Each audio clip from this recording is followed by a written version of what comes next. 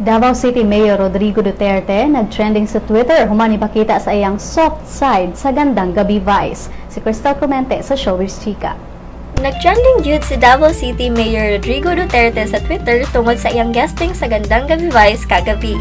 Ang hashtag nga Duterte on GGV misulod sa top Philippine ug worldwide trends kagabi dihang nag-air ang episode sa late night show ni Vice Ganda. Nahimong ilado si Mayor Duterte tungod sa iyang kaseryoso ug kaisog sa iyang panerbisyo sa syudad sa Davao. Apan sa iyang guesting sa GGV kagabi, gipakita ni Duterte ang iyang soft side. Labot sa pakig-joke ni Mayor Duterte sa comedian host, mipakita sab siya sa iyang dance skills nga sobrang gikalingaw sa audience ug sa mga social media users. Matod ni B at Bam the Great sa Twitter nga halos tanang Davaoenyo sa iyang timeline, kinsa migamit sa hashtag kay mura og mga anak nga proud kaayo diha sa ilang papa. Ang uban Twitter followers nga ni-join sa hashtag nipadayag sa ilang kalingaw sa mayor ug sa maong episode. Ang uban nagpost sa gibuhi ang linya ni Duterte, samtang ang uban nipadayag nga gisayangan sila kay dili interesadong mudagan pagka-presidente si Duterte.